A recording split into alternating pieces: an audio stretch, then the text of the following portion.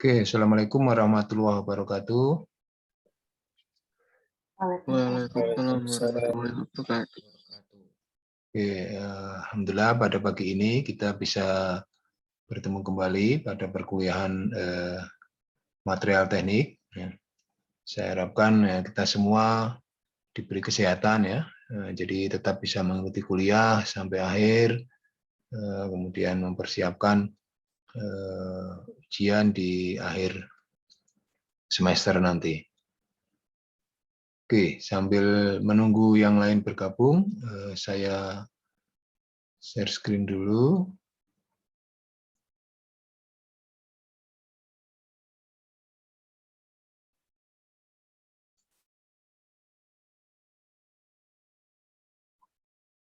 Bisa terlihat dengan jelas?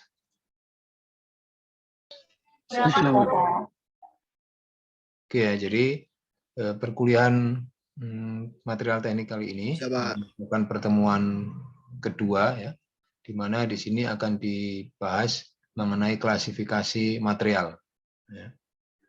Jadi bisa kita lihat apa saja capaian pembelajaran yang akan kita capai pada materi kali ini. Yang pertama adalah diharapkan bisa menjelaskan sejarah perkembangan ilmu dan teknologi material.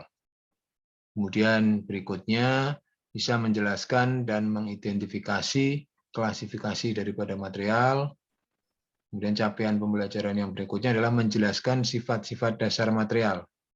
Dan yang terakhir adalah menjelaskan dan menganalisa kebutuhan material modern. Nah, materi pembelajaran yang akan kita pelajari pada pertemuan kali ini yaitu mengenai sejarah perkembangan ilmu dan teknologi material, kemudian klasifikasi material, kemudian sifat-sifat dasar material, dan yang terakhir adalah kebutuhan material modern. Nah, ini adalah capaian dan materi yang akan kita pelajari pada pertemuan kali ini. Nah, sebelum kita mulai, ya, alangkah baiknya kita coba nonton film dulu ya, karena di masa pandemi ini mungkin kita agak susah ke bioskop ya, jadi nggak bisa nonton film. Nah, kali ini kita refreshing, kita nonton film dulu, dan nanti saya harapkan setelah selesai saya minta pendapat atau komentar-komentar dari kalian mengenai film ini, dan kira-kira apa sih hubungannya dengan mata kuliah yang akan kita pelajari.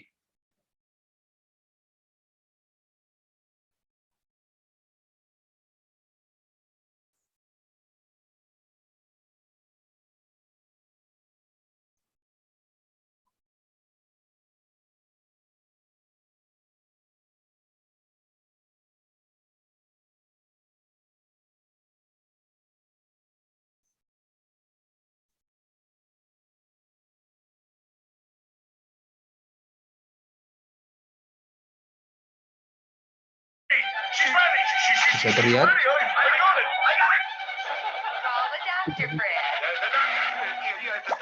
Bisa terlihat filmnya di sana? Bisa, Pak. Bisa, Pak. Oke, ya, kita lanjutkan.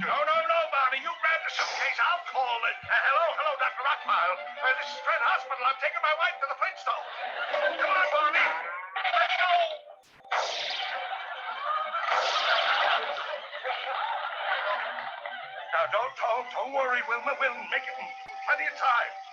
Fred, there's something I think you ought to know. Not now, Wilma. It's the important thing. That's what I'm trying to tell you. Wilma isn't here. What?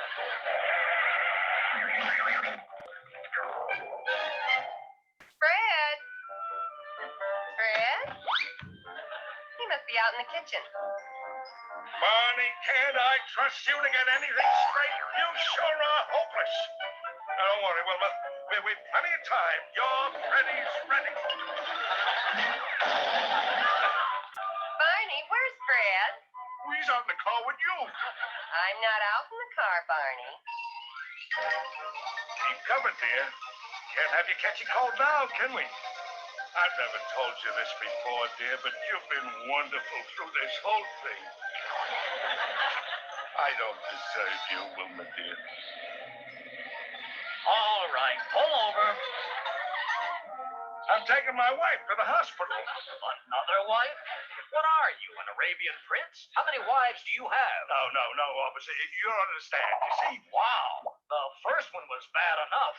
This one's a dog. now, just a minute. You can't talk that way about my wife. Sorry, dear. You'll have to excuse me. Holy smokes, Dino! You goofy mutt! Oh, when we get home, I'm going to chain you in the yard. I'll never let you inside the house again. Boy, has he got his women trained. Don't worry, Wilma. I'll get you to the hospital in time. Here comes Fred. Fred! Barney, how can you foul things up like this? Let's go. We got it straight now, Wilma. Only Barney remains calm. Oh, I'm calm, Fred. But I don't think Wilma is. Barney, what did you do with Wilma? Nothing, Fred. You put her in your car. Well, why did you let me do that for you, numbskull? Back up, back up. Let's get it straight now, Barney. I ride with Wilma. Right, Fred? Let's go.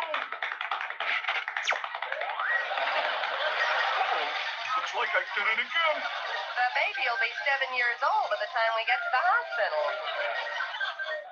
Bundle up, darling. It's chilly. Hi, officer. I got it right this time. What are you doing now? Running empties? I'm taking the little woman to the hospital. Hey, I lost her. You better start keeping books, buddy. Oh, boy, I never knew having a baby was this much trouble. Okay, now we're all pressed and accounted for. Take off. Take off what? Will you drive us to the hospital? All right, all right. You wasn't like this at rehearsal. Here's the hospital. Now watch your step, Wilma. Hurry up with the suitcase, Barney. I'm right behind you, Fred. Oke, jadi itu tadi film ya mengenai Flintstone ya. Mungkin ada yang pernah lihat film ini sebelumnya? Belum, Pak. Belum, Pak. Ada ya. Jadi ini sebenarnya film kalau di TV sudah lama, jadi mungkin bukan zaman kalian, tapi bisa sekarang dilihat di YouTube, gitu ya, cukup banyak. Kemudian di channel-channel film kartun itu juga cukup banyak, bisa dilihat. Nah, yang ingin saya gali dari kalian, kira-kira setelah menonton film tadi, ya, apa yang ada di pikiran kalian gitu, atau apa pendapat kalian mengenai film tadi?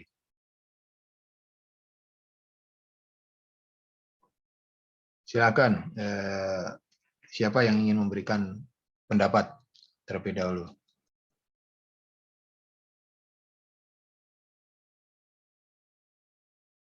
Mas Fahmi, coba kalau nggak ada siapa? Mas Fahmi, Mbak Safira. Oke, Mbak Safira, silakan. Apa? Jadi tadi di videonya itu materialnya menggunakan kayu dan batu, Pak. Contohnya tadi mobilnya itu pakai kayu dan rumah sakitnya itu masih berupa batu karena di situ ceritanya zaman batu kan, Pak. Oke, baik, bagus sekali ya. Jadi salah satunya tadi karena itu film pada zaman batu, jadi material-material yang digunakan itu juga material-material yang ada pada zamannya ya, zaman batu ya. Walaupun kalau dilihat teknologinya mungkin ada mobil gitu kan, kemudian ada telepon tadi ya, itu zaman itu belum ada telepon gitu kan, tapi artinya material daripada telepon tadi kalau dilihat juga terbuat dari batu itu. Ya itu adalah salah satunya hubungannya dengan perkuliahan material teknik kita kali ini. Kemudian yang lain, ada hal yang lain yang bisa ditangkap dari film tadi? Silakan tadi siapa? Mas Fahmi coba ya. Jadi Mungkin penggunaan sebuah kedengeran nggak, Pak? gimana, Mas? Agak suaranya kurang jelas. Mungkin penggunaan sebuah material pada zaman batu. Penggunaan material pada zaman batu. Oke, bisa. Ada yang lain lagi? Silakan yang lain.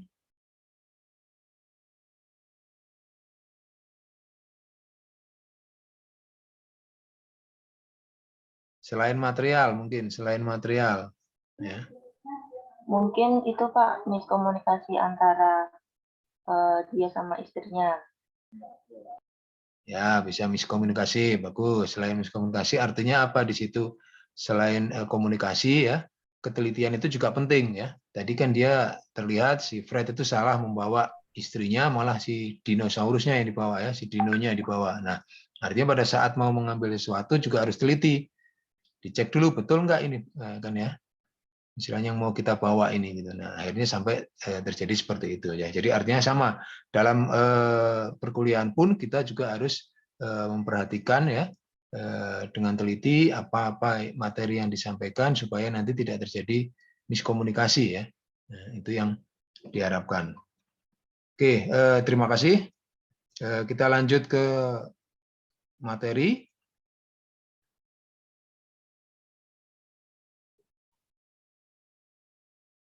Ya, jadi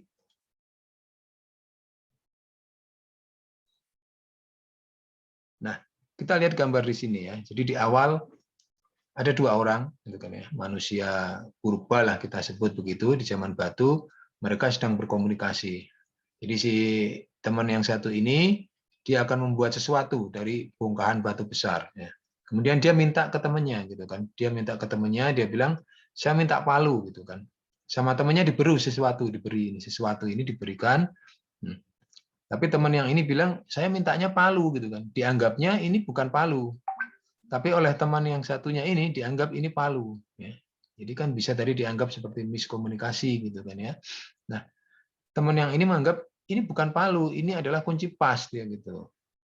Ya oke lah ini kita anggap palu lah gitu ya. Karena apa? Karena pada zaman dulu memang material yang ada itu masih dari batu, pahat dari batu gitu kan ya, palu dari batu gitu kan ya. Buat kampak juga dari batu. Nah, semua material dari batu sehingga itu akan membingungkan atau ya dalam hal penamaan gitu ya dan sebagainya. Nah, kalau sekarang ini sudah lebih jelas sehingga bisa kita mana itu palu bisa kita bedakan, mana itu kunci pas sudah terlihat dengan sangat jelas. Nah, ini dulu awal-awal adalah seperti ini. Nah, kemudian kita masuk ke sejarah ilmu dan teknologi material ya. Jadi di awal zaman Paleolitik ya sekitar 40.000 sampai 100.000 tahun yang lalu. Nah, di sini adalah cukup banyak penggunaan dari peralatan-peralatan dari batu ya seperti tadi, kapak, palu ya dan sebagainya. Kemudian mulai ada di sini clay pot ya, atau tembikar ya, mulai banyak digunakan. Nah, berikutnya 10.000 sampai 40.000 tahun yang lalu itu masuk ke zaman Mesolitik di mana di sini penggunaan ya yang lebih luas daripada peralatan-peralatan batu tadi, kemudian daripada tembikar, kemudian ya patung ya, kemudian sudah ada pewarnaan di sini ya. Jadi sudah ada pigmen, jadi sudah dikenal warna. Kalau di sini tadi belum di zaman Paleolitik. Berikutnya antara 5.000 sampai 10.000 tahun yang lalu masuk ke zaman tembaga ya, di mana di sini ornamen-ornamen dari tembaga mulai dikembangkan ya. Kemudian ada peleburan logam ini sudah dimulai dikenalkan karena apa pada saat untuk mengolah tembaga ini dia butuh dilebur terlebih dahulu. Kemudian masuk lebih lanjut sampai 3.000 sampai 5.000 tahun yang lalu itu masuk ke zaman perunggu ya. Zaman perunggu di mana perunggu ini merupakan gabungan antara ya, tembaga dengan seng ya. Kemudian mulai ditemukan adanya gelas ya. Kemudian mulai ditemukan juga adalah peleburan besi ya, sekitar 3.000 tahun yang lalu.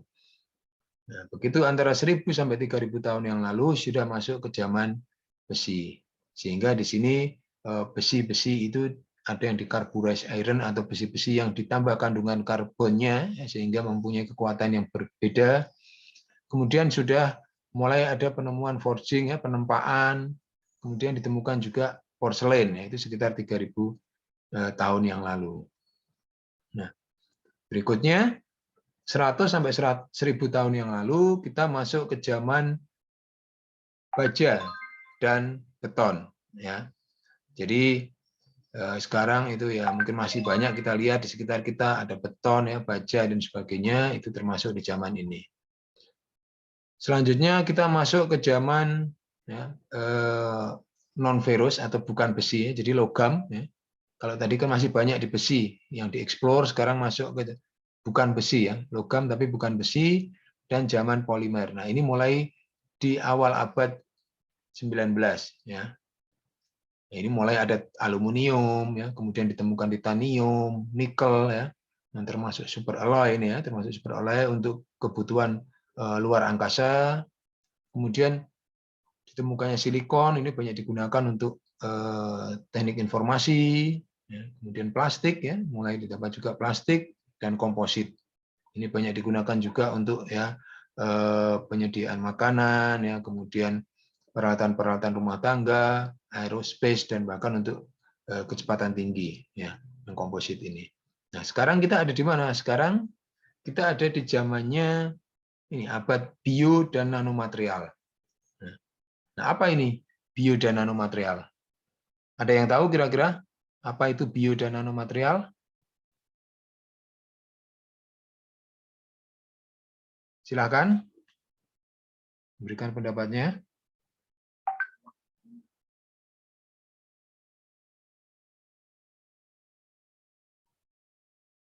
Coba Mbak Dini, kalau nggak ada, apa itu yang diketahui mengenai bio dan nanomaterial? Bio yang berhubungan dengan ilmu biologi, Pak, seperti kaki buatan. Gimana? Kurang jelas, maaf Mbak Dini. Bio yang berhubungan dengan ilmu biologi, Pak. Jadi seperti mungkin kaki buatan, contohnya.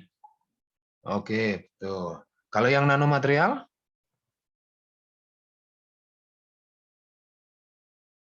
Yang nanomaterial apa ini kira-kira? Berukuran kecil.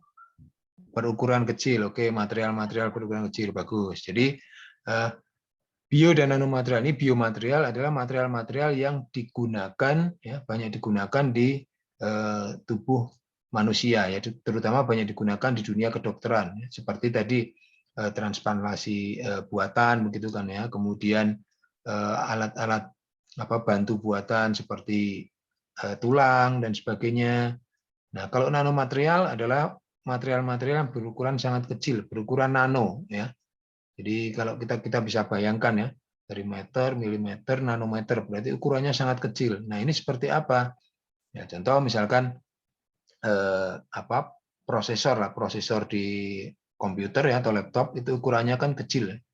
Mungkin sekitar 2 cm kali 2 cm begitu. Ya, tapi isinya dia itu sebetulnya cukup banyak komponen, ya, bisa ratusan ribu bahkan jutaan transistor, yang mana transistor pada zaman dulu itu ukurannya mungkin seujung satu ruas jari, ya. Tapi sekarang bisa dikecilkan sangat kecil dengan jumlah bisa banyak sehingga ukurannya menjadi lebih kecil. Nah, itu adalah contoh dari nanomaterial. Nah, kemudian mengenai teknologi material, apa sih peran kita sebagai engineer teknik industri, ya, di teknik material ini? Yang pertama adalah untuk memahami aplikasi, ya, dan menentukan materi yang tepat untuk melakukan beberapa pekerjaan yang merupakan fungsi-fungsi dari yang pertama adalah kekuatan. Jadi kita harus paham, bisa menentukan materinya, di mana itu merupakan fungsi dari yang kekuatan, untuk yield strength-nya dan ultimate strength. Kemudian ductility atau keuletannya, flexibility, ya, kefleksibelannya, kemudian fungsi weight, ya, atau berat ini, densitasnya, kemudian juga fungsi sebagai lingkungan kerja, working environment, dan yang terakhir adalah fungsi dari cost, ya, biaya, di mana di sini ada life cycle expense, ya, artinya biaya yang dihabiskan untuk memproses maupun environmental impact, ya, atau dampak lingkungan. Nah, dari beberapa fungsi-fungsi ini tadi, faktor ekonomi, ya, dan lingkungan inilah yang akan merupakan keputusan terakhir terpenting bagi kita. Artinya apa? Oke, kita sudah merancang material yang cukup kuat, dia cukup ulet, kemudian beratnya juga ringan gitu kan ya. Tetapi ternyata harganya mahal gitu. Ya, cost-nya cukup tinggi sehingga kalau kita jual harganya mahal. Kira-kira laku nggak material kita gitu kan? Nah, wah nanti nggak laku. Nah, makanya faktor biaya ini juga dipertimbangkan. Makanya kita harus didesain ulang lagi supaya biayanya bisa lebih murah. Atau biaya mungkin murah, semua fungsi-fungsi kekuatan, berat dan sebagainya terpenuhi. Tetapi ternyata dia mencemari lingkungan. Dia mencemari lingkungan. Ya, tentunya ini juga akan ditolak oleh masyarakat. Nah, jadi dua faktor inilah ekonomi dan lingkungan yang merupakan faktor terpenting dalam membuat keputusan akhir. Nah, kemudian material itu diklasifikasikan ya, secara umum ada 5. Ya. Yang pertama adalah metal. Nah, ini logam. Di sini ada tadi steel ya, baja, kemudian cast iron ya, besi tuang, kemudian aluminium ya, kemudian copper ini tembaga ya, titanium dan yang lain. Berikutnya yang kedua adalah jenis keramik. Nah, keramik ini di dalamnya ada gelas ya, kaca, konkrit ya atau beton, kemudian brick ini batu bata, kemudian ada jenis keramik yang disebut alumina, zirconia ya, zinc, dan sebagainya. Kemudian klasifikasi yang ketiga adalah polimer.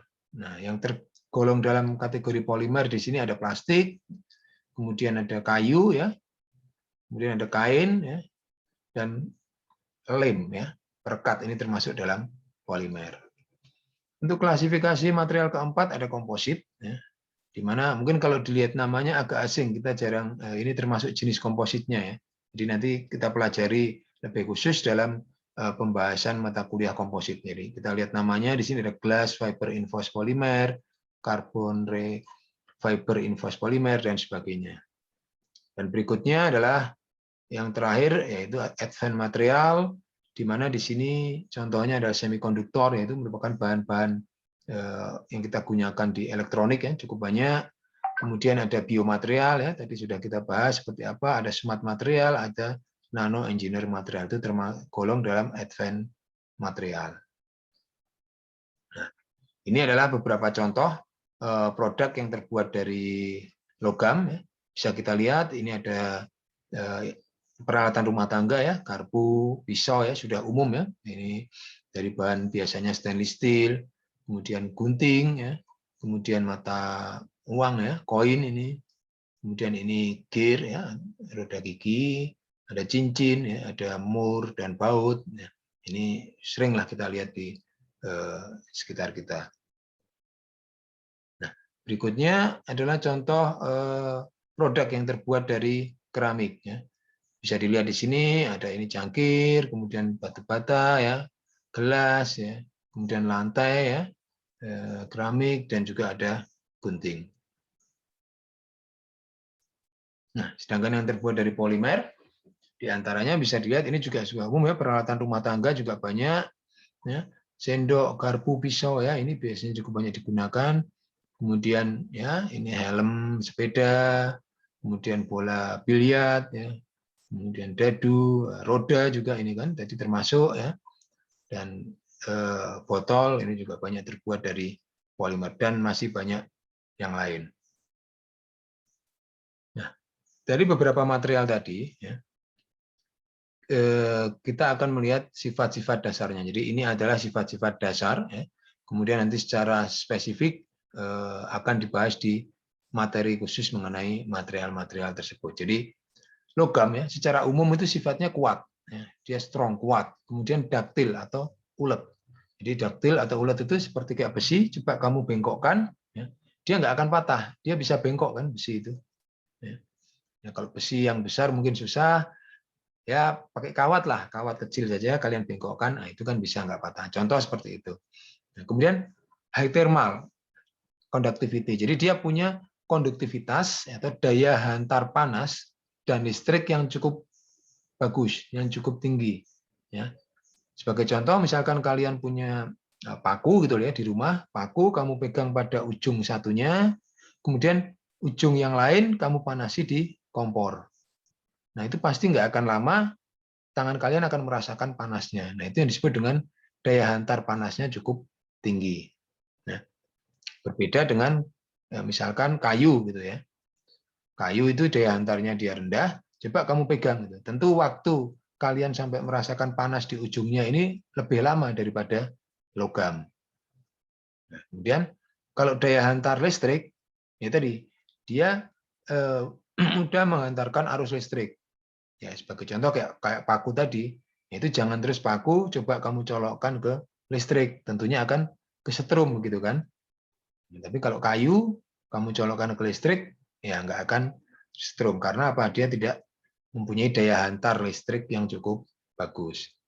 Kemudian sifat berikutnya adalah dia itu jelas dan reflektif ya, memantulkan. Jadi biasanya kalau kalian lihat di logam itu kan bisa memantulkan gitu kan. Nah, kemudian untuk sifat polimer bagaimana? Kalau polimer dia sifatnya adalah soft ya, lunak ya. Jadi umumnya seperti karet tadi kan ya polimer. Kemudian apa? Kain ya, itu dia lunak. Kemudian dia daktil juga ya, ulet juga. Jadi tidak mudah patah, tetapi dia memiliki kekuatan yang rendah. Ya. Di sini kekuatannya rendah. Dan densitasnya atau berat jenisnya juga rendah. Nah, tetapi sebagai isolator dia di dalam panas dan listrik. Ya. Berbeda dengan metal. Kalau metal tadi konduktif. Ya. Artinya dia mudah menghantarkan. Kalau ini malah bertindak sebagai isolator atau menghambat adanya panas maupun listrik. Nah, contoh kabel listrik. Ya. Kabel listrik itu kan di dalamnya berisi tembaga. Dia punya konduktivitas listrik yang bagus, mudah menghantarkan listrik. Nah, makanya tembaga tadi dia dilapisi dengan karet. Ya. Supaya apa? Kalau kamu megang kabel itu di luarnya enggak setrum gitu kan. Nah, itu makanya dia disebut sebagai isolator. Kemudian dia biasanya transparan juga ya secara optik. Kemudian untuk sifat keramik, ya, ini di mana keramik ini terdiri dari logam dan non logam. Ya. Unsur ada logamnya, ada non logamnya seperti oksida, karbida, nitrida dan sebagainya. Nah, dia memiliki sifat yang rapuh. Ya, ya contoh tadi gelas keramik gitu ya. Begitu dia jatuh, ya dia akan pecah. Tapi keramik ini kuat, ya. Walaupun dia rapuh sebetulnya dia kuat. Ya. Dia juga kaku. Ya. Jadi dia nggak bisa kita bengkok-bengkokkan, tadi nggak bisa, stiff kaku. Dan dia juga merupakan bahan isolator karena tidak bisa menghantarkan ya, listrik maupun panas. Ya. Jadi contoh kalau mungkin yang biasa bongkar-bongkar motor, di busi motor itu kan ada yang warnanya putih itu. Nah itu kan juga berfungsi sebagai isolator. Itu dia dari keramik. Supaya apa ya? Kalau kita pegang di situ nggak kesetrum, kita pegang di situ nggak panas ya, karena dia berfungsi sebagai isolator. Nah, kemudian yang terakhir adalah mengenai kebutuhan material modern. Ya. Kebutuhan material modern sekarang ini, yang pertama adalah nuklir. Ya. Nuklir itu sebetulnya cukup menjanjikan. Ya. Cukup menjanjikan. Kenapa? Karena ini sumber energi yang cukup efisien. Jadi contoh ya, ini ada kapal selam punyaan Perancis ya, namanya Souverain. Ya. Dia cukup mengisi bahan bakar di reaktor ini per 10 tahun. Jadi kita bayangkan, 10 tahun sekali kita nggak isi bahan bakar. Nah, kalau kita punya mobil seperti ini, cukup hemat gitu ya tentunya. Nah, tetapi permasalahan pada nuklir ini adalah limbah radioaktifnya yang cukup berbahaya. Jadi ini masih menjadi beberapa pertentangan, ya, pro dan kontra di masyarakat. Sehingga sampai sekarang negara kita juga belum memiliki pembangkit listrik tenaga nuklir, walaupun dulu sempat digembar-gemborkan akan dibangun di Muria, Jepara, tapi sampai sekarang belum jadi karena kekhawatiran akan limbah radioaktif. Nah, ini dia cukup efisien. Jadi setelah kita bayangkan 10 tahun saja kita nggak perlu ngisi. Jadi kapal selam ini bisa menyelam selama 10 tahun idealnya gitu. Tetapi aktualnya tidak bisa. Kenapa? Karena dia dibatasi oleh akomodasi. Artinya dia harus membawa bahan makanan untuk awaknya, ya, minuman, ya, dan sebagainya. Nah, jadi terbatas 70 hari dia harus keluar ke permukaan untuk mengisi akomodasi tadi untuk keperluan awaknya. Tetapi untuk reaktornya dia tidak perlu. Nah, ini cukup menjanjikan sebetulnya dan masih banyak dieksplor oleh negara-negara maju sampai saat ini. Berikutnya, kebutuhan material modern yang lain adalah yang punya high strength, kekuatan tinggi, tetapi densitasnya, ya, massa jenisnya ini rendah. Jadi artinya dia kuat, tapi ringan. Yang dicari sekarang seperti itu. Nah, contoh, seperti ini, yang suka balap mobil, ya, Formula One. Nah, ini adalah mesin Formula One itu, dia harus kuat. Kenapa? Ya, karena dia di sini diharapkan bisa mengeluarkan tenaga yang cukup besar, tentunya untuk mendapatkan tenaga penggerak yang cukup besar, dia butuh panas yang tinggi, dia butuh tekanan juga tekanan kompresi yang tinggi, maka dia harus kuat. Nah, tetapi dia nggak boleh berat. Kalau berat nanti mau formulanya malah nggak bisa lari begitu kan, karena harus menanggung berat mesinnya. Makanya materialnya harus kuat tetapi ringan. Nah, bodinya pun juga sama di sini. Ya, kalau coba bodinya ini dibuat dari plat besi begitu, ya, dia berat gitu kan, kuat, tapi nggak ringan. Jadi malah menghambat laju daripada Formula One. Nah, ini biasanya dibuat dari komposit tadi, ya. Yang sering menggunakan ini adalah dibuat dari komposit. Nah, dia ringan tetapi kuat. Nah, kemudian yang lain, kebutuhan material modern yang lain adalah ketahanan terhadap suhu tinggi. Jadi kalau kita lihat turbin gas, ya, contoh turbin gas yang umum ini adalah mesin pesawat terbang. Ya. Kalian lihat kalau yang sudah naik pesawat terbang, ya, di sayap itu ada mesinnya. Nah, itu adalah contoh turbin gas. Ya. Nah, inlet temperaturnya saja, temperatur masuk di sini, itu sudah 1600 derajat. Nah, jadi kita bisa bayangkan, berarti materialnya ini harus tahan terhadap suhu 1600 derajat. Nah, berarti dia tahan terhadap suhu tinggi. Atau berikutnya, contoh pesawat ulang-alik ruang angkasa, ya, karena dia bergerak dengan kecepatan cukup tinggi, ya, ke ruang angkasa, dia melewati lapisan atmosfer, bergesekan dengan udara. Di sini tentunya dia akan menimbulkan panas pada permukaan. Nah, dia butuh juga material permukaan ini yang cukup tahan terhadap suhu tinggi. Nah, dan berikutnya adalah hidrogen fuel cell. Hidrogen fuel cell itu apa? Ini adalah merupakan bahan bakar, ya, yang cukup ramah energi. Jadi kalau sekarang bahan bakar sekarang seperti ya, bensin, ya, batu bara, itu dia rata-rata mengandung unsur karbon, ya. Ada unsur karbon yang mana kalau dia bereaksi dengan oksigen akan membentuk CO atau CO2. Nah, itu cukup mencemari lingkungan. Tapi kalau hidrogen ini kan H2 komponennya, ya.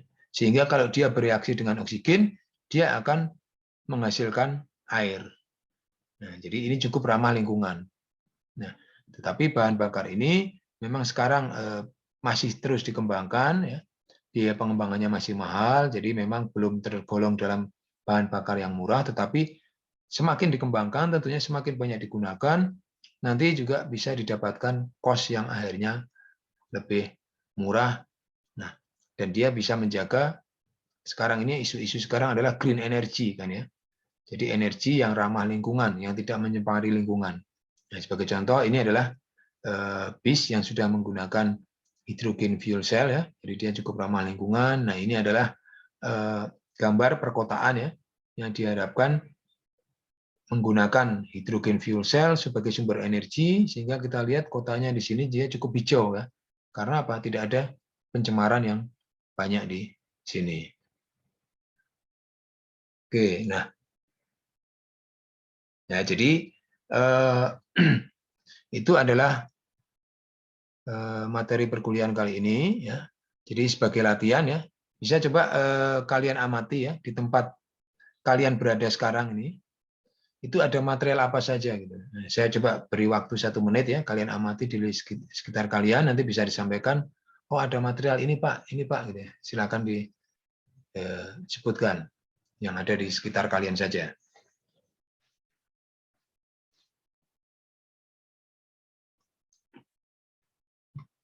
Oke, ada yang sudah bisa menyebutkan?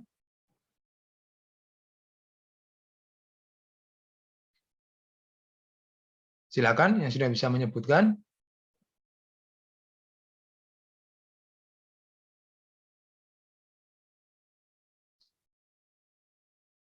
Ada apa di sekitarnya? Stainless, Pak. Apa? Stainless. Stainless, ya. Berupa apa itu bentuknya? Ya. Apa ini? Perebus air, Pak. Perebus air, oke. Bagus. Yang lain lagi?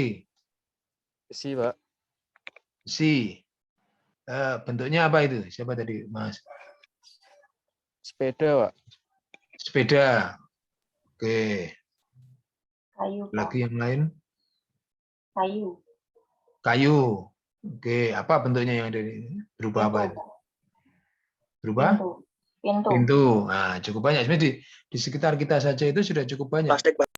Plastik. Semua ada. Saya kira semua ada di sekitar kalian itu dari beberapa jenis material tadi. Itu hampir semuanya ada di sekitar kita. Baik yang logam, ya, keramik, ya, kemudian polimer. Ya.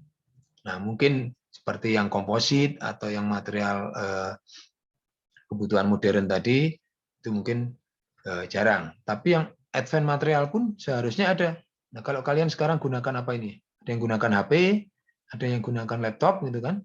Nah, itu di dalamnya kan ada komponen nanomaterialnya, ada prosesornya tadi kan? Nah, jadi cukup lengkap.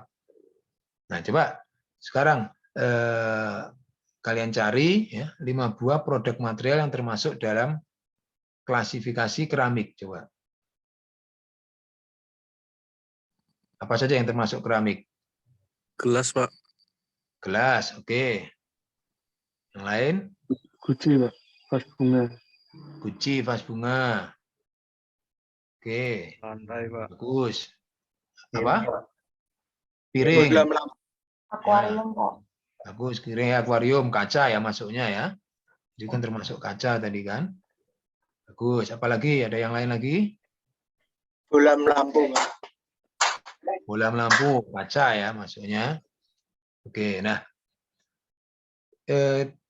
dari material tadi keramik ya, yang saya berikan contoh dalam gambar di awal tadi, ada produk berupa gunting gitu. Nah, apakah kira-kira betul gunting itu termasuk produk yang terbuat dari keramik?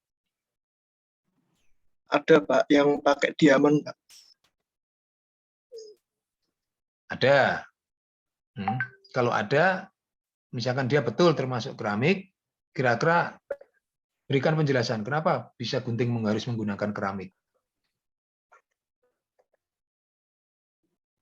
Yang gunting diamond, Pak, karena itu kekerasannya diamond itu kan keras kan, Pak. Tingkat kekerasan diamond. Enggak, gunting juga diamond bisa ini dipertajam. Gunting diamond itu gunting yang mereknya diamond ya, atau gunting berbahan diamond ya, atau yang bagaimana ini? Coba Mas Agung yang tahu tadi yang dimaksud gunting diamond ini. Yang berbahan diamond, Pak. Oh, berbahannya diamond, berarti berbahan berlian itu. Apa enggak cukup mahal kalau bahannya berlian? Bentar, Pak, saya cari dulu, Pak. Ada kemarin. Ya enggak maksudnya gini. Jadi artinya kalau dia kira-kira termasuk dalam keramik gitu kan ya.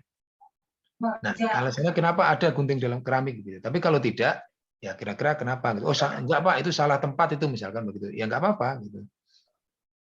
Atau mungkin yang lain sambil Mas Agung berpikir tadi. Tidak mudah. Ada, Pak.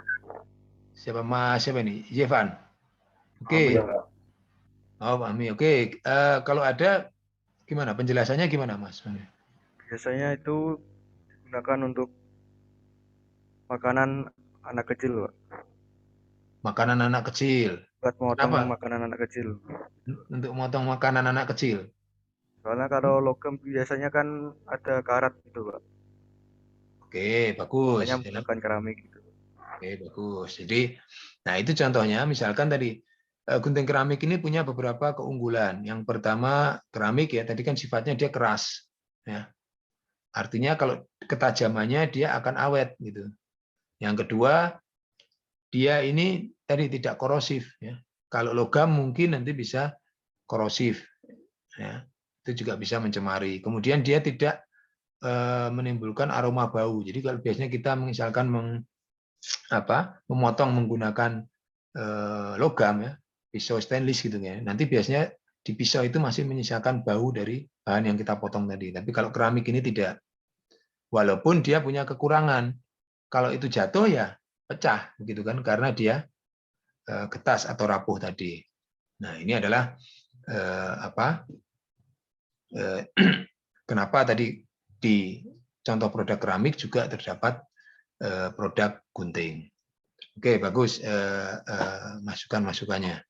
Oke, nah selanjutnya, ya, jadi sebagai tugas nanti bisa kalian buat file presentasi ya dalam bentuk PowerPoint, yang mana ini berisi hasil analisa ya, Anda mengenai kebutuhan material modern. Jadi dari beberapa tadi material modern sudah saya jelaskan, nah kemudian bisa kalian buat presentasi bahwa ini loh, ternyata kebutuhan material modern menurut saya itu adalah seperti ini, Pak.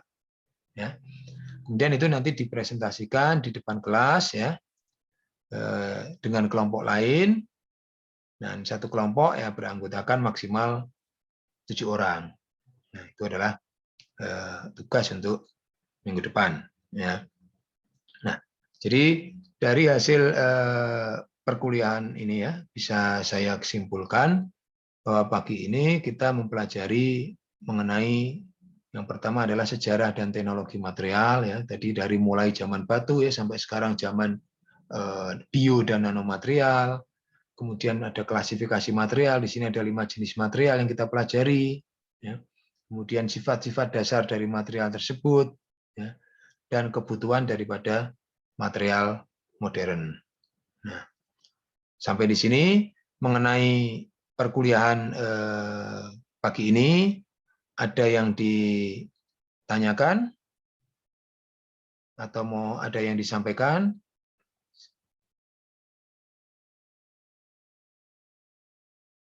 Oke, kalau tidak ada, untuk kuliah hari ini ya, saya akhiri sampai di sini.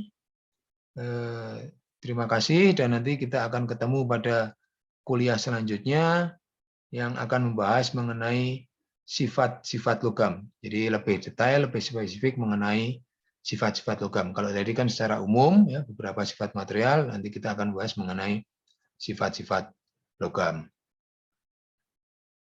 Oke, kalau tidak ada lagi, saya akhiri sampai di sini ya. Terima kasih dan assalamualaikum warahmatullahi wabarakatuh. Waalaikumsalam warahmatullahi wabarakatuh. Terima kasih, Pak. Terima kasih, Pak. Terima kasih.